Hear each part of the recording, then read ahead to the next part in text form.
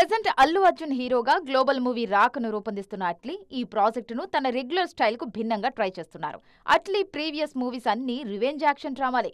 కానీ బన్నీ సినిమాను మాత్రం ప్యారలల్ వరల్డ్స్ నేపథ్యంలో ఫ్యాంటసీ కాన్సెప్ట్ తో తెరకెక్కిస్తున్నారు.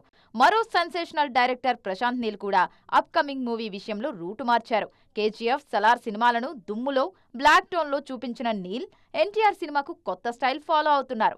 ఈ మూవీని క్లాస్ స్టైలిష్ యాక్షన్ ఎంటర్టైనర్ గా ప్లాన్ చేస్తున్నారు. ఎక్కువగా హ్యూమన్ ఎమోషన్స్ నేపథ్యంలో క్లాస్ ఫ్యామిలీ డ్రామాలు రూపొందించే త్రివిక్రమ్ కూడా కొత్త జోనర్ అటెంప్ట్ చేస్తున్నారు. ప్రస్తుతం సెట్స్ మీద ఉన్న ఆదర్శ కుటుంబం పూర్తయిన తర్వాత కెరీర్ లో ఫస్ట్ టైం మైథలాజికల్ మూవీ చేసేందుకు రెడీ అవుతున్నారు. ఆ సినిమాతోనే పాన్ ఇండియా మార్కెట్ లోకి ఎంట్రీ ఇవ్వబోతున్నారు గురూజీ.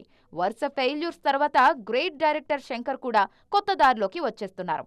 ఎక్కువగా కాంటెంపరీ ఇష్యూస్ మీదే సినిమాలు చేసిన శంకర్ నెక్స్ట్ మూవీని పీరియాడిక్ జానర్ లో ప్లాన్ చేస్తున్నారు. వేల్పరి నవల ఆధారంగా తెరకెక్కబోయే సినిమాతో ఫెయిల్యూర్స్ నుంచి బయటపడాలనుకుంటున్నారు. ఇలా టాప్ డైరెక్టర్స్ అంతా రూటు మారుస్తూ ఉండడంతో ఇండస్ట్రీలో కొత్త ట్రెండ్ కనిపిస్తోంది.